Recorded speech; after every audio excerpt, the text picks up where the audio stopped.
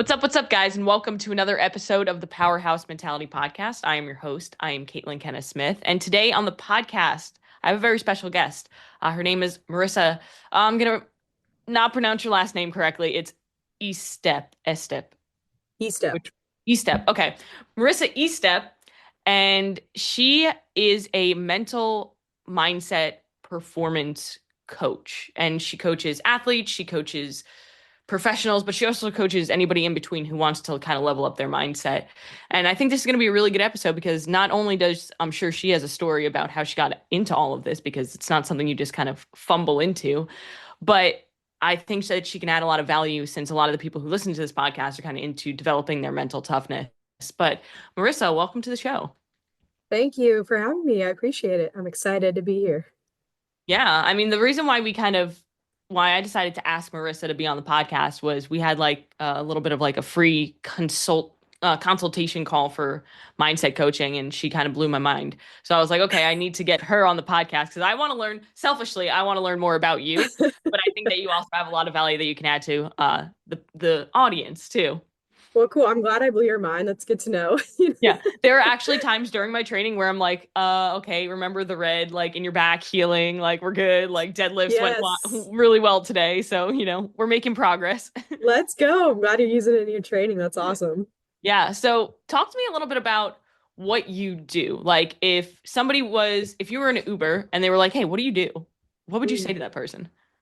Ooh, okay. So, um, I would probably say that I'm kind of like a strength and conditioning coach for your mind. Um, I do have a background in fitness coaching, so I do like to blend like conditioning with cognitive training. But I would say that there's a cognitive side, so you can train like decision making, Hmm. reaction time, things like that, and then also the mindset side of things. So, goal setting, confidence, self-talk, all of that kind of like down that alley is really where my bread and butter is. Yeah, I never really thought of the separation between like cognitive and mindset. So that's really Mm. interesting.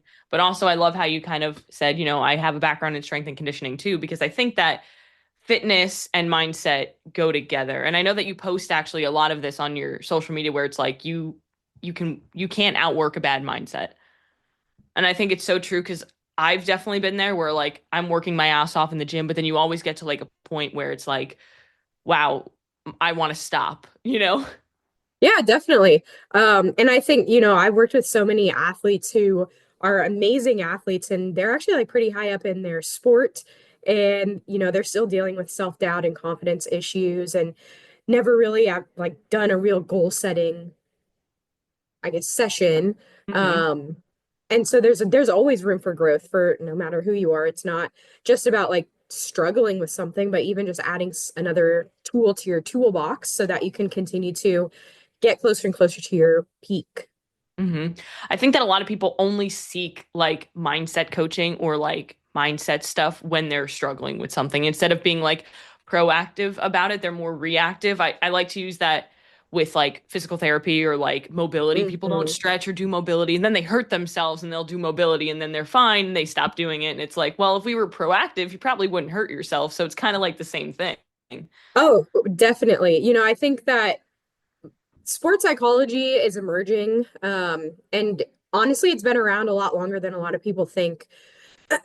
Um, but unfortunately, I think that just like the mental health side of life is kind of just becoming more quote unquote mainstream and becoming a lot Hmm.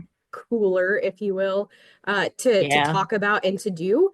But I think that at the same time, mental health and mental performance still get mixed up, and people always think that it's like, oh, I don't need mental health, like, or I already see a psychologist and whatever. And Hmm. I think that the important distinction is like, yes, I do a lot of talk sessions with my clients via Zoom and things like that, but we're really heavily focused on how can we add uh, to your performance. Like, this is very specifically for that. And I think that these skills can be used for life, just like, physical therapy, doing that probably Hmm. every day. Those types of exercises can be used for life. But when I do sessions with clients, they are heavily focused on like, okay, how are we making your performance better? Like what actions are we taking? Hmm. I love that. So, what got you into mental performance coaching? Well, Long story. yeah, I'll try and keep it short, but so I was actually going to school for to go to medical school. That was my plan. I wanted to be an orthopedic surgeon. I wanted to be a flight surgeon in the Air Force. And I worked my butt off to do a lot of extracurriculars and, do really well in school to try and get into medical school. And I applied 2 years in a row and, it just wasn't happening for me. And uh, I think it's just a part of the system. But along the way, I was personal training, nutrition coaching, and I realized that I really didn't want to be on the reactive side of things. And I Mhm. also didn't want to be in a hospital all the time. Yeah. Um, I think that's one of the biggest reasons why, because I've heard this story, like the amount of times where I have someone on the podcast and I'm like, how'd you get into coaching or mindset yeah, coaching or something? It's like, well, I was going to medical school or I was going to go to medical school and then I didn't want to be in a hospital. yeah, isn't that funny? Um, It it's doesn't, it. every time I have to go to like the ER or something, it's like, how could people be here like all day? I know It it's like a sounds dungeon, a terrible, bright dungeon. right? That's really the best description of it. But yeah, so I actually had a coach in high school. I played softball, who was actually into CrossFit like 10 years ago, Wow, 11 that years was like ago. OG before Yeah, it was she mainstream. was. Yeah. And I think, one practice we were just talking and she was like, you would be a really great sports psychology or like sports psychologist. And at the time I was like, I don't really know what that means, but she kind of was like, the way that you think about the game and play the game, it's just different than other players. And so I was kind of going through this crisis after not getting into medical school, like what am I going to Mhm. do now? And I remember her telling me that. So I just started looking up programs and started thinking about it more. And I was like, you know what? Like a lot of the people that I've coached in like the fitness side of things, it's not that they were having trouble with the like actually doing the physical things. It was like Mhm. something was always like, we'll say off with the mind. Like they Right. were struggling because they lacked confidence or they didn't have the behavior change skills to go to the gym as consistently as they should be and things like that. So I was like, you know what, maybe that is something that I want to do. And I always wanted to stay in sports. So, the rest is kind of history after I got into grad school for sports psychology. That's awesome. Yeah, no, I agree with you because like being a fitness and nutrition coach for as long as I've been, like the amount of times where we're talking about mindset and like goal setting and like, hey, y people aren't robots. So it's like I could go onto Google or AI and be like, give me the best workout program and nutrition program. But the reality is, most people just don't have the mindset to actually follow it consistently because they have Correct. usually it's self-doubt, usually it's lack of confidence or limiting beliefs that hold them back. Or, they Yeah. start to see success in their minds like, no, no, no, we don't do that. So let's go backwards, Yeah. you know? Yeah. It's crazy you say that because that has a lot to do with a person's identity. Like Hmm. we I we are so closely attached to our identity when we start changing and becoming like something else that we do want to be or do want to achieve. But as we're on that path, it's almost like, oh no, no, like we can't go down that road. Like we don't know if it's safe. That's Hmm. not who we Yeah. are, so we're not going to do it. Yeah, I heard a quote once and it was you don't become who you want to be, you become who you say you are. And it's like the same thing. It's like unless you do the work to change your identity or work on your identity, then you're never going to be able to change the things that you do long term. Definitely. Yeah. Yeah, I So, don't know if you've Oh, go go ahead. for it. No, go ahead. I was just going to say I don't know if you've heard there's been a few studies around.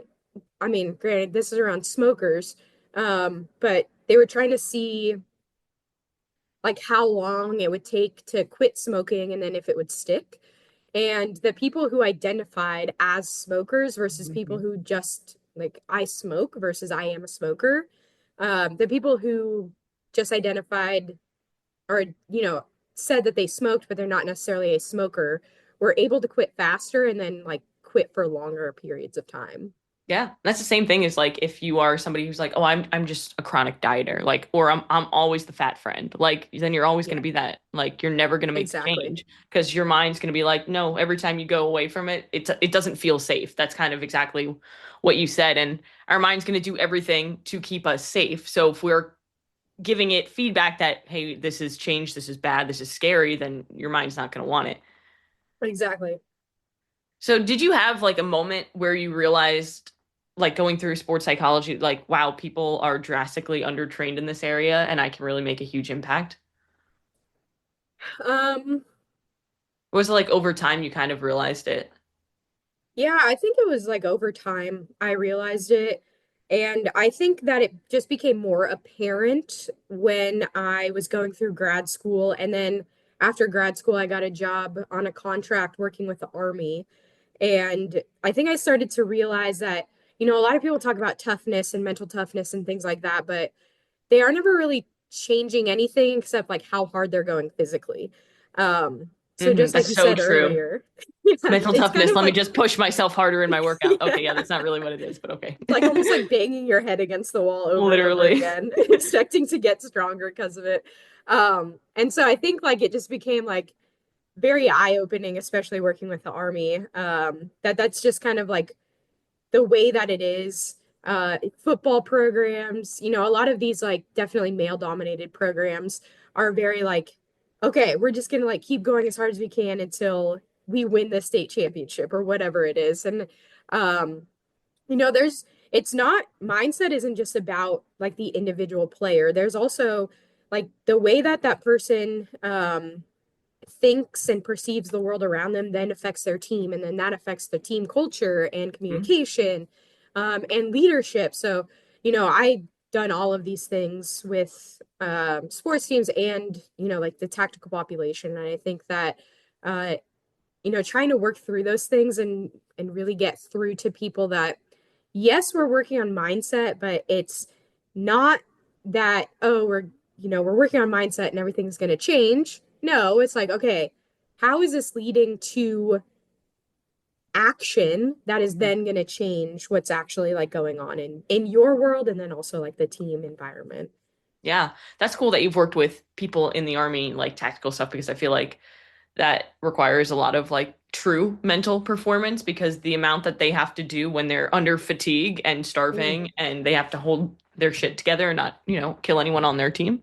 I would be like, yeah. I'm hungry, I'm going home. Right. Yeah. Yeah, it's insane what they do. And I think that the coolest thing that I think I experienced was like the people who are like in SOF and like the special operations are Mhm. those people who like those are the people that I've always wanted to work with. They are like so dialed in on everything that they do for the most part. Um Yeah, for the most, and my they husband's a special forces, so I can say for the most okay. part. Yeah, yeah. Like, could you put your dishes in the dishwasher? That'd be nice. Right. But yeah, so like being able to work with people who actually care about it too, because like the hardest part is getting buy-in. hmm And I'm so sure. working with I feel like a lot of people don't understand. Like, I feel like a lot of people probably hear mindset coaching or mental performance. They're like, that sounds like a lot of woo woo, you know? yeah, yeah. So Some people I'll go on like Instagram and people have like mindset coach in their title, and I'm like, what do you mean by that? Like, what are you doing with it? that's kind of like people who are like, I'm a life coach. And I'm like, okay, what does that mean? Like, Yeah, or the person who's like, I lost 20 pounds, so I can now be a fitness coach. And I'm like, no, no, yeah, it worked for you. What works for you probably won't work for other people. exactly. Yeah, But, it's in their Instagram bio, so it's 100% legitimate. right, exactly. They Importance post of pictures doing your about it. research on people. Yeah. What do you feel like is the biggest thing that people misunderstand when it comes to mindset coaching or mental performance coaching? Um, I think like going back to what I was saying about mental health is I think a lot of people think about it as like Mm. going to a psychologist, Yeah. and like talking about their feelings and like what happened in their past and like all that kind of stuff. And I'm like, I don't really care. We can work with your feelings. Like you can use those to your advantage, but most of the time I'm going to tell you to forget about them and just freaking do the thing anyway. hmm Um, so I would say that's probably the biggest thing. And then the second biggest thing is not necessarily a misunderstanding, but it's just more along the lines of like okay, like what does it actually look like to work with you? Mm-hmm.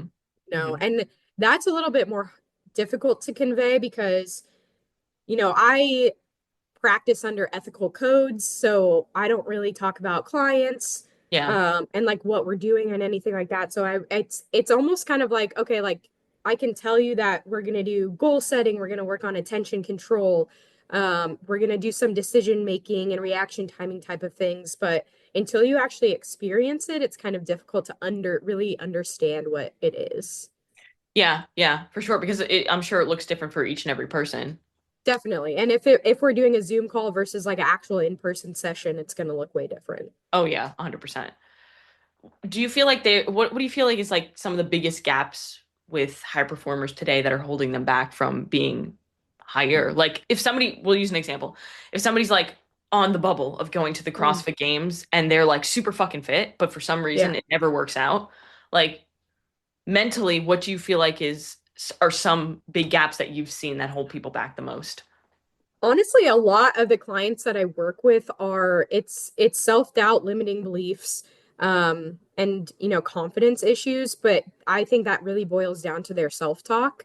So I do a lot of work with like I don't know if you've heard of cognitive flexibility, but No, I it's actually haven't. I've heard of cognitive behavioral therapy and stuff like that, but yeah, yeah. So I would say a lot of sports psychology does get skills from CBT, Mhm. but there's something else called the acceptance and commitment training or therapy, depending on like what side of the gauge you're on, like mental health Mhm. versus performance.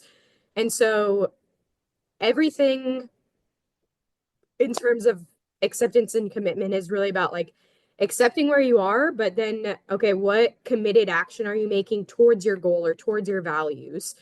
Um, and so a lot of it has to do with like getting disconnected from the thoughts that you're having, kind of recognizing that even though you're having a thought, you don't have to control it, but you have the choice whether or not you want to believe that thought and then what you're going to do about it. So definitely a lot of work around those types of things, and mindfulness is probably one of the best researched in terms of like actually making a difference in athletes' performances. Mindfulness? Yeah. Interesting. I feel like Yes. nobody has that. Yeah. You see like those random like football players. I can't remember the football player. I think he went to Clemson, but last year they were showing him um they called it meditating, but who can really know what you're doing when you're closing your eyes? But he was like That's closing true. his eyes next to Taking a the nap. yeah, right. Next to the goalposts last year. So there's those random people, random athletes who like have a sports psychologist and they know what they're doing, but Mhm. yeah, a lot of people don't really know what it is. Yeah, and I actually didn't really know a lot about it because it was something that like I went to school for nutrition, but like throughout that period of time I was like always looking at like what else could I do? Hmm. And there was one point where I was like, "Oh, sports psychology, that sounds kind of interesting." And then I just like thought back to like my psychology class in high school and I was like, "Never mind, I don't really think I'm gonna be good at that." Now like fast forward to what I'm doing now and I'm like, "Wow, I probably would have been really fucking good at that." But Yeah. I think that, I mean, the reason that I kind of found it more and like started looking at mental performance coaching was actually you.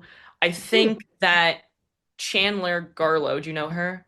I Yep. think that was like our mutual connection where I saw her post something with you and I was like, oh, I'll follow this person. She puts out good content. And then we just like randomly started talking, I think, about our dogs. Yeah. Yeah, that's usually how it goes. And then it was like, Yeah. oh, okay, she actually has like a lot of good stuff to talk about. And I really love what you're doing because I think that it's helping a lot of people. Thank you. I appreciate that. I, Mhm. you know, I'm trying to just I am trying to help people who I think are like kind of like me who are super competitive and just like always want to find the next level of Mhm. whatever it is that they're doing. And if I would have had this when I was in high school and college, like I think I would have just been maybe not necessarily physically better, but just a lot more like proud of myself and like had a lot better time than I did. So that's also something that I think is really important to know is like sometimes like you could have all the mental tools and if you're not there physically, like I mean you have to have the physical talent, you have to put in the effort, you have to put in the time, the sacrifice. But sometimes like the mental side of things, it just helps you like kind of be more grateful and really be able to be proud of the effort that you're putting in and not just always like, oh, I have to get better. I have to do this. This was wrong with me and like all that kind of Hmm. stuff. So, Yeah, I think yeah. that's something that like a lot of athletes get caught in that trap. I know that I definitely do. And there are some moments where like I like sit in my thoughts and I'm like, wow, I have to just take in the fact that like the journey, like appreciate the journey where you're at now because it goes really fast. Like I can think back to like last week when I was like suffering during a workout and I'm like, oh, that was already a week ago. Like it goes Yeah. fast. And one thing that I heard, where I've heard multiple times, like in the sport of CrossFit, like on documentaries and all those things, is most of the athletes train the same amount of volume, right? They work really hard, all of them. Yeah, But the biggest factor is like who is more mentally tough definitely. or who has better mental performance. I'm assuming you agree with that. Yeah. I mean, I think one great example of that is Tia Claire Toomey. She Um, literally is the goat. yeah, she is. And I'm sure you've seen like all the documentaries, but like the first 2 years that she was Hmm. in the CrossFit Games, she was from an outward perspective and like the things that she would say to the camera and things like that. Like you could tell she is just like not super confident. She's kind of like baffled that she's even there. Even her Zero body confidence. language. Yeah, Oh yeah, body like language is the first super, couple documentaries because I rewatched them all like multiple times. And the yeah. first couple, she legitimately like doesn't want to be there and she like at one point says like, "Hey, like you're going to want to delete that photo because you're not going to want this woman on your phone." And I'm like, "That guy better have Yeah. taken the photo now." Yeah, exactly. And like she's just the biggest example because obviously she's won the CrossFit Games 6 times. Um, 7. but oh yeah, seven. And now she's So bored with CrossFit. She's like, "I'm going to retire and then I'm going to go win all the high yeah, rocks." I know, right? I have something to say about that too, but yeah, so like even I've been watching a lot more um I guess CrossFit athletes because they're putting out more and more YouTube videos and things like that. I And love that so much too. I'm like obsessed with YouTube videos and like when I see CrossFit yeah, athletes put them out, I'm like, "Oh good, I can relate to this." right, I exactly. want to And see what you do. yeah. But like even like Alexis Raptis, Alex Kazan, those are just two that pop into my head. They've talked about like how they're doubting themselves and like even when they're Hmm. performing well, they're like, "Oh yeah, I don't know if I can compete with this person and I don't know about this workout." And I'm just like, I know one of them is working with a sports psychologist now, but it's just like this is why I'm doing this because I don't feel like there's someone like me or maybe not a lot of us within the CrossFit sport. It's a lot of Hmm. baseball and a lot of golf because those Yeah, are like that's true. heavily mental. So I'm just trying to bring this to a space where I feel like it could be like huge for And I feel athletes. like you said, athletes need it because, like, yeah, I remember last year, it was either last year or the year prior, I was watching one of Emma Lawson's videos. Mm, And the way she was talking about herself, I was like, she's not going to do well at the games this year. Like, I had such high hopes for this woman to win the games because she came in, what was it, second or third? Third, yeah, third. the year second, third, whatever the year prior, and I was like, she could win. And I was watching this YouTube video, and I remember saying to my husband, she's not going to do well this year because she literally has zero confidence in her abilities, and she didn't do very well Yeah. comparatively, right? She still was at the CrossFit Games and top placed very well, but comparatively. So it's like that same thing. And I watched like Alexis Raptis, same thing. I think she's made a lot of growth, so maybe she's the one who's working with a sports psychologist. She is. Yeah. Usually you can see the shift. And I think that's so cool because that's exactly what you do to help people. So my biggest question, because I think I get this question a lot, and I don't know why people ask me this question. I guess I give off a certain persona on social media, but people go, how can I become more mentally tough? So, like, Mm, what does it actually look like to train mental toughness? Because, like we said before, a lot of people think of it as like, let me just work harder, but you can only do that for so long before now you're messed up, you know? yeah. Okay, so there's a lot of research around basically it's the 4 C's. So skills around confidence, skills around commitment, skills around control, and then oh gosh, I'm blanking. It'll come to me. But Yeah. basically, there are skills within each of these categories that you can work on, and the basically the better that you get at them, um, the more mentally tough it's basically like shows up in your performance and the way that you, I guess, like carry yourself and things like that. So, I mean, again, that makes so the much self-talk. sense.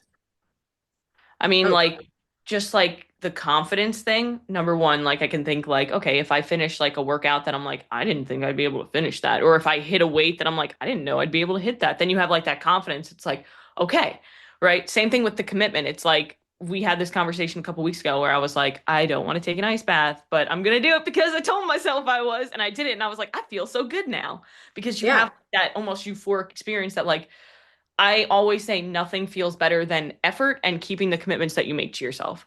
definitely. I am a 100% proponent of that.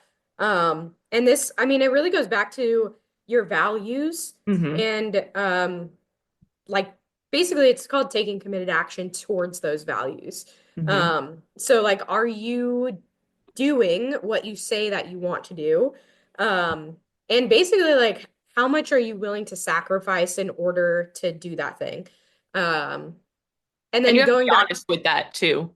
yeah, Because that's a question that I ask clients. I ask them, like, what are you willing to do honestly, and what are you not willing to do? And I don't want you to answer me immediately because most people be like, I'm willing to do anything. And then I'll be like, okay, cool, hit your protein every day, and they won't do it. And I'm like, oh, well, then what do you want? right. So it's like you have to have a real honest conversation with yourself. Like, what do I actually want? And do my actions replicate that? Like, if I were looking at the person that I want to become, am I Mhm. doing what that person would do? Or am I falling short or making excuses or giving into fear? I think is the biggest thing. Exactly. Yeah. I mean, are you giving into the emotions or even the thoughts that you're having? Because I think sometimes, like, honestly, this sounds kind of crazy, but something that I found very baffling was when I have people like actually try to become aware of their thoughts. Awareness is the first step that I take with everyone, no matter what. And so many athletes are like, "Oh yeah, yeah, I'm aware, I'm aware," and I'm like, "You are more aware than like the general person." But I can tell you right now that you are probably having some thoughts and you probably have some beliefs that you are not aware of. Hmm. Um, and that's the hardest thing for them is like basically admitting to themselves that these thoughts are happening. But then the important thing is we don't always have to change them, right? We can accept that those are the thoughts that are happening. Like that's what our brain does. It's designed to have thoughts. Hmm. But you can decide if you're going to believe that thought. And if that thought is not taking you towards your values or towards the actions that you said you were going to do, then maybe those aren't the values, maybe that isn't the goal for you, or are you going to make the hard decision and take the, not believe the thought and, move on towards your values and your goals still. Hmm. Yeah, that's a lot of people find themselves in that place where it's like, but it's what I think, or I have anxiety, and I'm like, okay, yes, but all of that is technically created in your mind in which you control. So, like, Yeah, yes, you can't control some, these thoughts are just going to come up, but you can control how you perceive them and what you do with them. Like, are you going to act on them, or are you exactly. just going to kind of let them come and go? Exactly. So um another thing, actually, a question yeah, is I feel like right now there's so much going around with like you said, mental health is becoming like more like I feel like since COVID, everybody's been talking about mental health. And it's like yeah, good and bad because good in a sense where like there's more awareness around it and people are taking more action towards it, but bad in the sense where like now everybody's trying to, I feel like, compete to be like who has it worse and who's the biggest victim, right? What are your takes on like journaling or breath work and things like that to utilize them as tools? Because these are things that I try to get my clients to do, and I know they listen to this podcast and they say, "Oh, I can't do that." So, what do you think about these kinds of things? so I definitely think that breath work and journaling are helpful. I will say that I don't even journal all the time. Something that I do try and do though, on a daily or at least a weekly basis is try and find good things that are happening or things that went Hmm. well. So I think that journaling can look different for everyone, but I agree. it needs to be some a way to just get your thoughts out. So if you're not into writing it down, then maybe you're talking into your phone. Hmm. Um, and this is not something that I've implemented with clients yet, but something that I have found it's in a different type of therapy. And again, I don't do therapy, but it's called dialectical behavior therapy. And something that they have people do is actually talk like when they're having anxious thoughts, let's say, or they're having like self-limiting belief thoughts, they'll have them speak it into like a voice note and then they have to listen to it back. And I think that That's powerful. yeah, that's very powerful. So, I think that part of the purpose of journaling is sometimes we just have so many thoughts bouncing around in our head that once we get it onto paper, it's almost like our brain is like, oh, okay, like I don't have to think about that anymore. Hmm. I got it out. Hmm. So that could be one huge reason why you can journal. But then also like going back to the good things, we have a negativity bias as human beings. And Hmm. in the past, it was very helpful for survival, but now it creates a lot of anxiety and it makes us focus on negative emotions and negative things that are happening. And the more that you see that, the more that you'll continue to see it. So it's kind of Hmm. like oh, when one thing goes wrong, everything goes wrong Yeah, because it's you're like when it just rains, it pours. It's like the law of exactly. attraction, right? And I truly believe the law of attraction is so real. And that's actually something I have my clients implement. Is like they can do it in one or two ways. It's like I will ask them at the end of the day, what was the best part of your day? Because regardless of how shitty you think your day was, there was a best part to it. Let's focus on that. Or at the end of their Yes. day, when they're going to bed, instead of like just like having all these anxious thoughts, why don't we think about one thing that you're grateful for? I don't care how small it is. If it was your candle or your cup of coffee from today, that's still something, you know? Yes. Yeah, exactly. I was going to say, like, it's the same thing for positive. So when you start to find good things or positive things or things that you're grateful for, your mind starts to see those things more and more frequently. Um, so that's another reason to do it. And then on the breath work side of things, I love breath work. Hmm. I think that it is probably the number one most underrated thing that you could be doing, I not only agree. for recovery, but for it's the basically the thing that connects you to your nervous system. Hmm. So People you don't can realize, like, and the way that I like to explain it too is like, think about when you're anxious, you're hyperventilating. Like, mhm. because that's your central nervous system is so hyped up in a sense. It's like if we can control our breathing, we can control our nervous system in a sense. Is that right? Yeah, yeah. So the faster we breathe, the more sympathetic or like that fight or flight state that we're in. But also inhaling, sorry, is connected to the sympathetic nervous system. And then on the other side of things, the slower that we breathe or exhaling is actually connected to that like rest and digest. So the breathwork side of things is like something that I teach in terms of basically calling it energy management. So we can manage the resources that we have to either upregulate ourselves or downregulate ourselves. Hmm. Um, so yeah, I think that it's probably one of the most powerful things that you can use. And anytime I talk to my clients about it, they're like, oh, like in the beginning, they're like, yeah, I mean, I know how to breathe, and I'm like, no, no, Yeah, this is I different. do it all the time. Yeah. Yeah, it's definitely different. It's like something that I started to implement after my day of training is like just Mhm. sitting like 90-90 with my legs up on the box and like doing diaphragmatic breathing. And Yes. just doing that for like a few minutes, it like down regulates my system so I can like go back into like work and stuff and not be like so hyped up and like my body's destroyed and stuff. You feel a lot better. Oh my gosh, yes.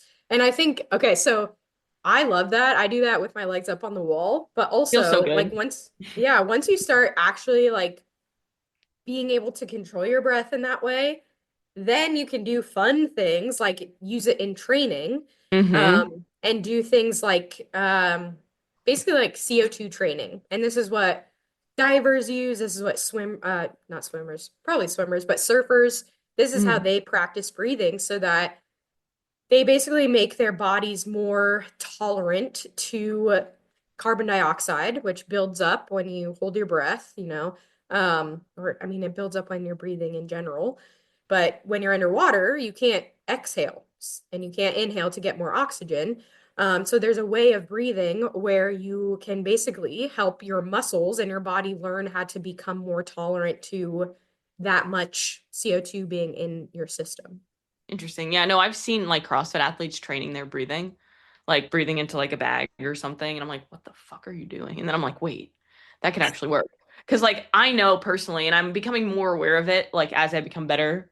But like there are some times where I'm like, did I even breathe on that set? Because I didn't feel like I breathed on that set. Now I'm on the Yeah, bike and I'm like, why can't I breathe? Because I didn't breathe on the set of pull-ups that I just did, you know? right. Yeah, well, something fun that I implement into my own training is like breath hold training within like rowing and biking and walking and running intervals. Hmm. Um, and there's obviously different levels to it, but I think that it's just so cool how you can manipulate your breath to basically make you a better performer as well. Yeah, I mean things that people don't think about, they only think about like do the movement. And it's like, okay, wait, but also like how are you thinking? How are you talking to yourself during like that session? So like I have sessions where it'll be like every 3 minutes, like a sprint effort for 30 minutes. And then like on the rest, I have to continue to remind myself like if you can still talk to yourself in your head, you're good. Like you're fine. Like don't worry about it. So it's like I feel like one thing people mess up, and I've heard this before, I can't remember what book it's in, is like expectations towards something. So if I Mm, have a workout and I'm like, oh, this is gonna be easy, and then you go into it and it's like, this messed me up. And I know everybody says that, right? It's like, I yeah. thought it was gonna be so easy. And the reason why I think that it's not just the workout inherently, it's your expectations towards it. Like if two people went into that same workout and one person was like, they had the proper expectations, they didn't think it was gonna be super hard. They didn't think it was going to be super easy. They had the appropriate expectations. Then somebody else goes into it and they're like, this is going to be so easy. Even if they're at the same fitness level, the person who said it was going to be easy is going to suffer more because of their improper expectations towards the workout and their how they're talking to themselves, you know? Oh, yeah, I completely agree with you. And, I think I've actually experienced the opposite. Yeah, I've done Maybe the by the, opposite too. It's yeah, going to be like, oh, this is so going to be bad. so hard. And then you Or almost like like, slow down at the beginning. You're like, oh, wait, hold on. I can actually do more. yeah. Or it's almost like, when you go into the gym and it's just like one of those days where you're like, oh my gosh, even the barbell feels heavy. Like, how am I going to do Today. 90% today? How am I going to hit Even, this lift? yeah, even that like will affect you because it changes the way that you tense your muscles. And, Hmm. you go into a workout already tense, then you have less energy to use for the actual workout.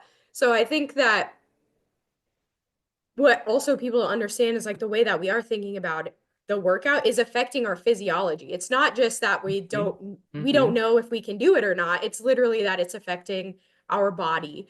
And then our Yes. body has to go perform whatever it is that they're doing. Yeah, I it's have this happen to me a lot when I do like Fridays is like my power snatch or power clean day, and we like use or squat clean. We like work up to a heavy clean and jerk, work up to a heavy snatch, and the amount of times where I'm like, I feel great, like everything feels awesome, like my yeah, snatches look great, and then I look at the bar and I'm like, the 95 bar was so easy, and I put like 105 on, and I go to pick it up, and I only can get it to my hips, and then I drop it, and I'm like, okay, hold on, and then I go for it, and I almost like spaz out and I'm like, wait, what's going on? Like it feels like I can't snatch anymore. It's because I'm getting in my head and the way that I'm talking to myself is messed up. So my physiology is actually changing, not just my mentality.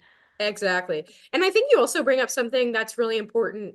One of my, I don't know if I call this a slogan or a tagline or what, but like my goal with mental skills is basically to get you out of your head and into your body as much as possible. My goodness. I love that. We Yeah, we can't be the amount of times we overthinking. live in our head. My husband says that to me yesterday, actually. You live in your head. And I'm like, yeah, well, it's my head. So Right, let me exactly. live here, even though I Yeah. know it's like the worst thing for me. Yeah, I mean, when we don't want to be thinking when we're in the middle of the workout, like Hmm. obviously we need to like have some cognitive function. But we really want to get into flow or like the zone Yeah. as Yeah, best as that's we when can. the best workouts happen is like when, and I was thinking about this the other day. It's like when like the power snatches, you're not even thinking about like the technique. It's just kind of like your memory is taking over. Like I've done this a million times, you know? Yes, exactly. Yeah, and unfortunately, research isn't really there around like how we can get into the zone every single time or like whenever we want to, but there are definitely things that help. So like mindfulness is one of them, breathing is one of them. Um, And then also, so when I teach attention control, there's also like the ability to use keywords. Um, and we do that like I would say pretty well in CrossFit, but sometimes I think as coaches, we give people too many things to think about, and then it's like, They're oh, think like about thinking your about all hips. these things. There's Like on just a too much. snatch. Think about this, and this. It's like, wait, what? Where Yeah, like for exactly. like most of my clients, a deadlift is a great example because most people, if they haven't, if they don't know what a hip hinge is, they try to squat their deadlift. The best cue I give to clients that seems to help is like, hey, we're trying to close the car door with your butt. It's an up Yep. and down, not a where it's a side to side, not an up and down. People are, oh, Yeah. I understand. If I'm like, put your hips back, do this, do that, they're like, I can't do any of that now. Yeah, it's kind of crazy. There's like a whole I didn't know this until I got into sports psychology, but there's like a whole field around skill acquisition. And something interesting that I've been learning about is when you give people a problem to solve with their movement, it's easier for them to do it correctly than when you're trying to actually like coach them through exactly every single piece of Yep. technique. So Mhm. it was I think is super cool. Yeah, my coach does that to me sometimes. I'll send him a video of like a power clean and he'll be like, it'll look like a disaster. And he's like, your feet. And then I like focus on my feet and it like gets way better. And I'm like, okay, cool. You know, Yeah, right. like one thing. That's usually people, if you give them too much, they get overwhelmed and they can't even do one thing. Yeah, exactly. So, last thing I want to talk about is the identity thing, like, and how that relates to mental performance. So, talk to me about kind of the relationship between identity and mental performance. Yeah, that's a really great question. I would say that I think it might be better through an example. Yeah. Um, so I had a client who is heavily identifies as a CrossFit athlete. And I will say there's nothing wrong with that. Danger. However, yeah, however, when you identify so closely with something, then it can make your thinking rigid. And we don't want rigid thinking that makes for basically non-resilient people. We need to be flexible and adaptable in our thinking, in order to like actually learn from what we're doing and come back from adversity. And so the thing that happened with this person is they were trying to do everything right and then they got injured and No, they it sounds could like not me. and they couldn't do basically like half of the things Hmm. that they wanted to do or needed to do in order to reach the level that they wanted to get to in CrossFit. Um, and so it just made for a lot of emotional days, a lot of self-doubt, lacking confidence, and kind of like questioning what they're doing in life, right? So Hmm. when you're so closely tied to something like that, like it can be great when you're trying to be dedicated and stick to things and be committed, but it has a dark side. And that dark side is, okay, if you can't do that thing, like what are you going to do? How are you going to basically like be okay with squatting to a box versus squatting 300 pounds. And so it brings in just like your attention becomes very sporadic. You can't focus on the things that you need to focus on because you're so focused on trying to go back to whatever the identity is. So that's kind of like the dark side of it. When you're trying to, let's say, become a professional CrossFit athlete or a professional athlete in general, I think the differentiator is from amateur to professional is that identity piece. You know, Hmm. in most cases, like that's kind of like a line that you have to cross because, like we were talking about earlier, the sacrifice that is needed for that level. Hmm. Um, I think that a lot of the amateur level people aren't there mentally. So they're not Yeah. their values and like all these things don't really align with the higher level. Like what does it actually take to get to that level?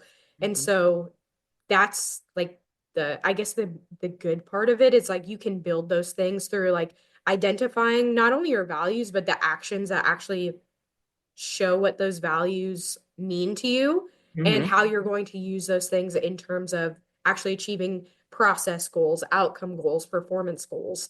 Hmm. Um, so it could be used for good, but it can also be detrimental depending on how many different identities you feel like you actually embody. Yeah, and that's a really good point on both ends because I've been in both places, right? So like when I initially injured my back, it was like the amount of like I was talking to you about it, like it was like every second of every day, not even like overemphasizing that was like back, back, back, like thinking about it. But when it was like really bad, when I couldn't do things, it was to the point where I'd be like in the garage just like crying, like I can't even like fucking touch my toes. And I could deadlift like 200 pounds last week, you know? Yeah. And then the same thing is like with the good side of it is like if I can get to the point where I shift my identity from, because I'd love to say that like I've shifted my identity, but I know damn well that I have not, from eating disorder to CrossFit athlete. Like I'm here, but I need to be here.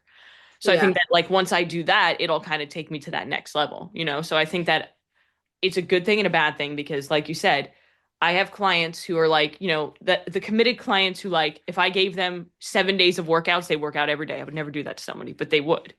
Yeah. And when I talk to them about like what are you doing for stress management? And they're like, working out is my stress management. I'm like, cool, what happens when we hurt ourselves? Exactly. What happens when you're on vacation and you can't get to the gym? Like, what are we Yeah. doing for stress management then? You know, because technically working out as much as a therapy session as it can be, it is a stressor to the body and to the mind, depending on how you train. Yeah. And I think, being able to say, like, okay, I understand people are doing CrossFit to get health for the most part. Like most people who do CrossFit do it because they want to be fit, they want to be healthy. But if that's all they're doing, they're not using it outside of the gym, um, then, I think that there's a whole opportunity and a whole life that you're missing out on. And Hmm. if you could just say, like, oh, I do CrossFit because I'm like an athlete for life, then that's totally different than like I only do CrossFit and then I go home and sit on the couch and watch TV. And it's Yeah. just like, okay, Like, well, what are you doing to use those skills that you like all the functional stuff? Like, are you're not doing it? Like, let's work in the garden because you can bend yeah, down get properly, you outside. know? Go for a walk. Like, not helping you on the couch.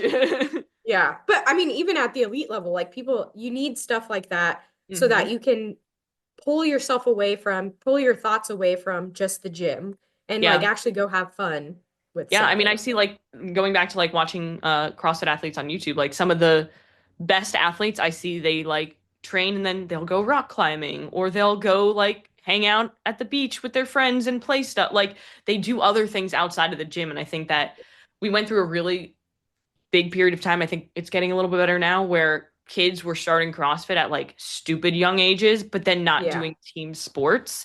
And I think like, yeah, do CrossFit, but like be on a team sport because you're fucking 10 and Yes. you should like learn that social and like all the things that come with learning how to win, learning how to lose, like and things like that that like will help you in CrossFit. Yes. I completely agree. And I mean, it doesn't just happen in CrossFit. It happens Yeah, in it other happens sports everywhere. too. But yeah, and I mean this is what makes more resilient people is, not sticking to one thing, but being Mhm. able to broaden your life. Because you need to, you really never know what's going to happen. And sometimes, yeah, you could deal with adversity in the gym, but do you actually know how to deal with adversity in real life? Like, do you actually Mm. know how to transfer that over? Mhm. And so I think that being able to see a lot of different things in life can allow you to just be more adaptable in your thinking. Yeah, I love that. I love that. Now, the last thing that I want to ask you before let you plug yourself and like tell people how they can work with you is if somebody's listening and they feel like they're constantly getting in their own way, they know Mm. they want to do more, but their head kind of keeps sabotaging their actions, what would you say to them today? Ooh, I know that's a tough one. Heavy yeah. question. Well, especially because, it can look different for everyone. I work Hmm. with tons of different people and they say their head gets in their own way. And when we actually like get down to it, it's so different depending on the Yeah. athlete. The So best honestly, the best coaches and everything always say it depends and you pass yeah, the test, right? thanks. But Yeah. Honestly, I think the biggest thing I would say is you need to be able to start being more aware of your thoughts, your beliefs, Hmm. and noticing like when are productive thoughts coming up and when are unproductive thoughts coming up, and really starting to analyze how it's actually holding you back, because I think a Hmm. lot of people just really don't even understand that. Yeah, I awareness really is the first step for most things at this point. If you're not aware of Yeah. the problem, then how the hell are you going to even take steps to fix it, right? Exactly. And I know that, I mean, I'm sure that's an answer people don't want to hear, but it's Yep. it's really the truth. It you have to, like you said, you have to be aware of it to Yeah, make most any people don't want to changes. be aware of their thoughts. They just want to kind of ignore them, run away from them. I'll Yeah, just, and that's I'll run away from them literally. that is why people try and just keep going harder, like we Yep, talked about at the beginning. literally. I know I've been there so many times. Yeah, me too. I'll just go harder. Forget about my thoughts. Yeah, They don't exactly. matter. So, how can people work with you? So right now I do one-on-one training, in person and via Zoom like this. I also do like team workshops. So I don't know how many people are on here that do other sports and like in team settings, but I do work with teams as well. That's cool. Uh, yeah, so I love doing workshops and opening it up to a lot of people. So those are two of the main ways right now. And then I've got some exciting new things coming this year. Ooh. So yeah, Stay you gotta tuned. follow along. Yeah. Yeah, you have to follow her on Instagram. Go down in the show notes, and I'll put her website where you can look at the coaching opportunities as well as her Instagram page, so you can check her out, follow her, and follow along what's going to be happening in the future. But thank you so much, Marissa, for being on the podcast. I had such a great time. Yeah, thank you for And having me on, Caitlin. I appreciate it. yeah, for sure. We'll definitely have to do it again sometime. But Yeah. everybody who's listening, go out and do one thing today that's going to take you one step closer to where you want to be. And we're stopping.